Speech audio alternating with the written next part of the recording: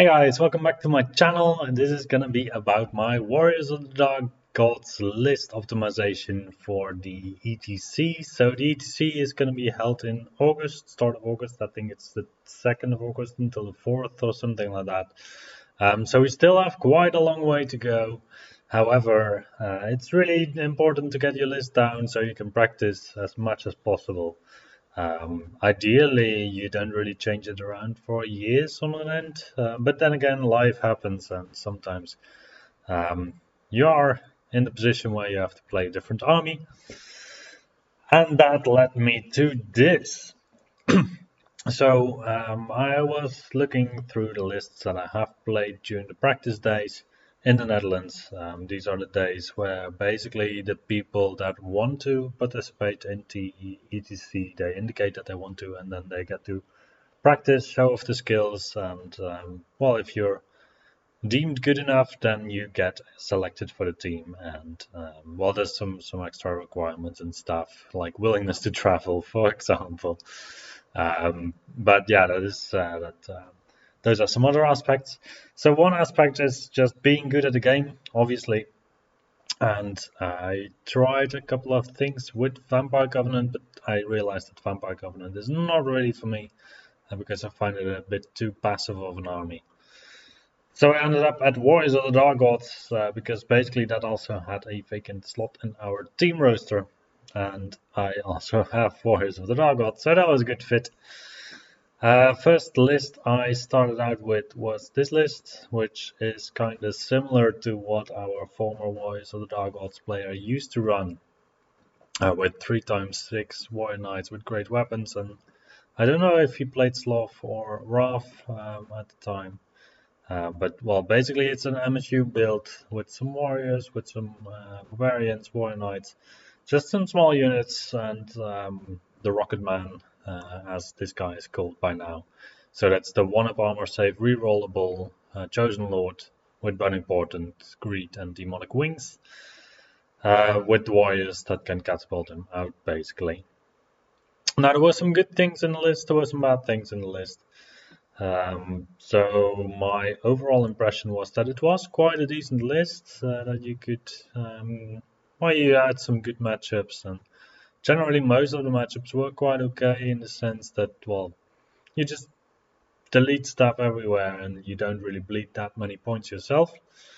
But I wasn't fully convinced. Some things that I would want to change out. So I wasn't really convinced by the Chosen Lord. Mostly because he has 5 attacks, strength 5. Sure, it's AP 10, multiple wounds D3, but they're also flaming, and you rely on the flaming alchemy interaction to get rerolled to wound.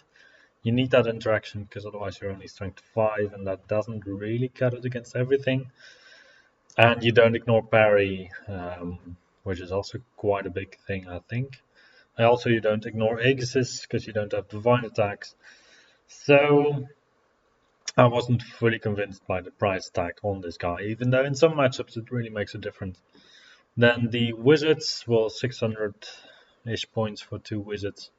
It's quite decent, but I wasn't overly impressed with the Magic Face, even though Apprentice Occultism is quite decent because you do get the Breath of Corruption, which is a great spell.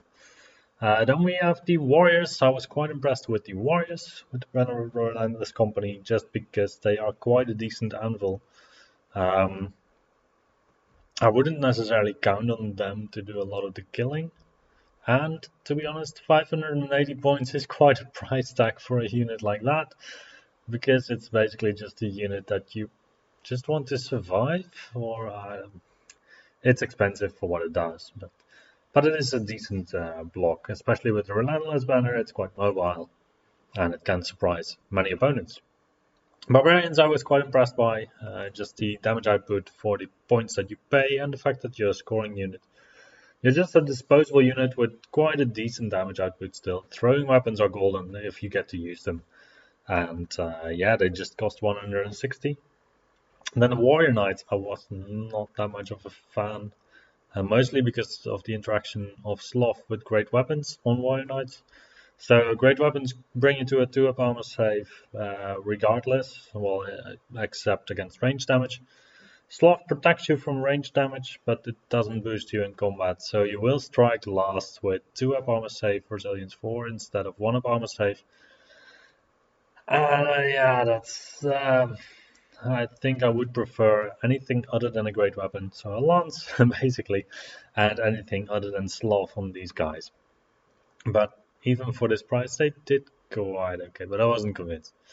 3 Faldrax for the halberd. Basically, on paper, they seem golden, but then my experience was that I just felt panic, and then they just ran off the table. 370 is still quite a lot of points for 3 Faldrax, I think. The Forsworn with Damnation was a good choice, with a cool choice. They do what you want them to do, which is to just stick around, and the Great Weapons were reliably damage outputting. They did some damage, so that was nice. Warrior Chariot's quite neutral. The single Wretched one, not in this list, because the list doesn't really need it, even though I'm usually quite a fan of a single Wretched one. Which led us to the next one. So at this time, I think the WTC had passed. I went with Dread Elves because I had already registered for Dread Elves. Had a good time at some good battles, interesting battles, and also I had a lot of fun with my Temple Militants. But then afterwards, we had a chat at the WTC. There was someone from some team who mentioned Triple Chosen Sloth with double Helmor. And I was like, well, that sounds cool. Sounds not broken at all. So I made this list, and as you can see, it's quite red. I think I made some bad choices here. So I wanted to try out Wizard Master Occultism with Veil Walker, just because I was missing a little bit of the range damage in Warriors of the Dark Gods. I was hoping that this guy could provide that, but he sadly couldn't really, realistically. So in Occultism you have Breath of Corruption, which is a great spell. You have Pentagram of Pain, which is quite great, especially if you can boost the Aura range. Aura got reroll to wound. And you have Grave Calls, which is occasionally great. However, what I found is either you have to prepare for casting Grave Calls, and then your opponent notices, and then you don't get it. Or you luckily get it, and then you get to do 2d6 strength 5, generally because you're not in 12 inches. Which is not worth an 11 plus casting value, because then you have to basically roll 4 dice at least. And you can still roll like low on the damage if you cast it on a unit where you want to do a substantial amount of damage. Basically, I use it mostly to try and delete a unit, like a unit of fast cav. So if I do 6 hits, then it's still okay. If I do 7, that's my expectation. If I do 9 hits, it doesn't really matter that much. If I do 11 hits, it doesn't matter. But the other end of the spectrum does matter, where you do like 3 hits and you're guaranteed to just leave chaff around. So the swinginess of Grave Calls was certainly a factor. Pentagram of Pain not doing enough damage, generally. And then in the situations where it's important, people dispel the Breath of Corruption. So I wasn't really impressed with this. I think I would prefer an Apprentice on Occultism, because then you also get a Breath. The Warriors with Halberd and Bright and the Zealot's banner. So I thought that I could get some more damage out of my core in this way. I found that the combination of Alchemy with Spiked Shields is just great. If you have Spiked Shields and Alchemy together with Word of Iron, it's just a golden combination. So you don't really need to try and upgrade them with halberds, because basically the Gold Warriors are the best chassis to put on your Spiked Shields compared to Chosen, just because the wins are cheaper. I say that now, but like 18 Warriors are like 580 points, 10 Chosen are 600 points here. So the prices per wound are not that much different. I wanted to try out Fallen, they did not satisfy me, so they're not going to be in the roster. Then we have the Chosen, so triple Chosen with Sloth. That was quite neutral because of the great weapons mostly. meaning that one unit of Chosen could take on one unit of my opponent, and then afterwards I would end up with like 3 or 4 Chosen left, mostly because of the damage that I took from all these units that they had to defeat. If this is the bulk of your army, that is your problem, because then you lose too many models to continue the fight, basically. And then Warrior Knights, Lancers with Pride didn't really provide the anvil that I was looking for. So because of that, the Helmors were quite neutral. And then we went to the next. So this is an updated list now, with a Chosen Lord on a Dark Chariot. Chosen Lord build with paired weapons, Kingslayer, Immortal Gauntlets mostly. So you get to, with the paired weapons I wasn't really convinced. Like right now I'm playing a Halberd and I'm way more convinced. Because with the Halberd against a single character I go to 6 attacks, strength 7, with AP 4 and either divine or flaming attacks. So the flaming attacks, I can take them against regen saves or against flammable targets, sorry. And, well, the divine attacks against Aegises. And then the Wizard Adept on Alchemy, I think it's the perfect spot for your magic investment. Book of Arcane Mastery and Rule of Battle, both good. You don't need the extra Wizard Apprentice, I feel like. Then we have the 23 Warriors now with the Banner of the Relentless Company. This was good. Barbarians with throwing weapons and paired weapons with Helmors is really, really good because you get to teleport and throw your throwing weapons. So these units just got upgraded basically. One unit of Chosen with Great Weapon Sloth seems fine. And then I want to switch out the other unit of Chosen and the Chosen Chariots, because the Chosen Chariots, they literally did not do anything. Yeah, so the battle reports are also on my channel, and you can have a look at them if you want to. But the Chosen Chariots really didn't do anything really.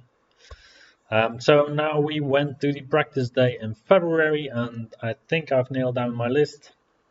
So the changes I have made is that my Lord is now on a Wasteland Dragon. I didn't really touch on the fact that he was on a Chariot before, but not being able to get chaffed is a very big plus for this model. Wasteland Dragon is expensive, but with Sloth it has a -1 to wound most of the time, and with the Weird Stone I am protected from at least one cannonball. So yeah, this is just a decent build, I think. It can take on most characters that the rest of the list might struggle with. Now we have the Sorcerer. This is my entire magic phase with 315 points. I have 4 spells, which is generally Word of Iron, Glory of Gold, Rod of Battle, and then Silver Spike. And I can swap out Glory of Gold for Quicksilver Lash if I want to, which is just a decent spell set. Like, I only need Word of Iron really. Then we have the Warriors with Pride. So I took away a couple of Warriors to get Pride in, and I took a couple of Warriors more to get an Icon of the Infinite, just to boost my magic a little tiny bit, and I feel like that was also a good goal, because against matchups like Demons, an Icon of the Infinite is really worth it. Chosen wise, I've swapped 2 units to Halberds, and I have still retained 1 unit of Great Weapon Chosen, just striking at agility with the Chosen. The damage output is quite insane, I would say. So yeah, I'm quite happy with this. I think that was it, yeah. I don't think there's going to be that many changes anymore.